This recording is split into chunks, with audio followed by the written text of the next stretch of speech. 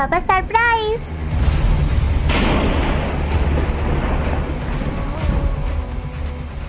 এই যে হ্যালো, আপনি আমার বাবার চেয়ারে বসে কি করছেন?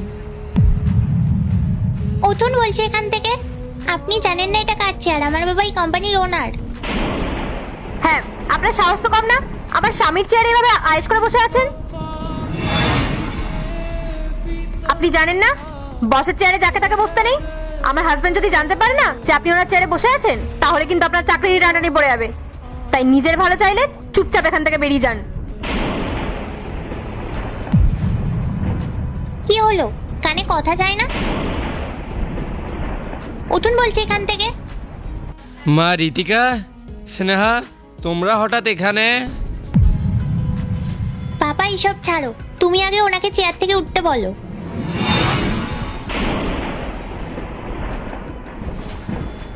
মা, আসলে তোমার বাবার কিছু জরুরি কাজ বাকি ছিল, আমি সেটাই করে দিচ্ছিলাম। থাক, আর অজুহাত দিতে হবে না। কাজ থাকলে অন্য জায়গায় বসেও করা যেত। আমার বাবার চেয়ারে বসার কি দরকার ছিল? ঋতিকা মা, চুপ করো। উনি হয়তো আমার চেয়ারে ভুল করে বসেছেন। তাছাড়াও কিন্তু বড়দের সঙ্গে এইভাবে কথা বলতে নেই। ইন্দ্র, তোমার মাথা ঠিক আছে তো? একজন সামান্য কর্মচারী তোমার চেয়ারে এসে বসে আছে, তাও উইদাউট এনি পারমিশন। আর তুমি ওনাকে কিছু না বলে উল্টে তুমি ঋতিকাকে বোঝাচ্ছ। শ্রেহা, তুমি এইসব কি কথা বলছো? আমি শুধু ওকে বোঝাচ্ছি বড়দের সঙ্গে কিভাবে কথা বলতে হয়। এই শিক্ষাটা তো তোমার ওকে দেওয়া উচিত। তাছাড়া উল্টে তুমি আমাকেই কথা শোনাচ্ছ।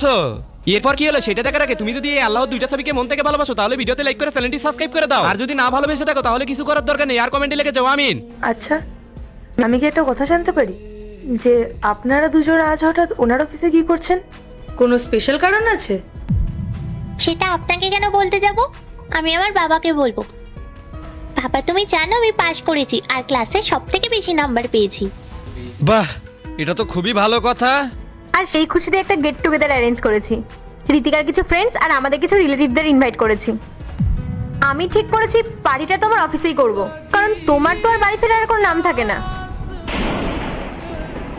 আমরা ভেবেছিলাম এখানে এসে তোমাকে সারপ্রাইজ দেব, কিন্তু এখানে এসে তো আমরাই সারপ্রাইজ হয়ে গেলাম।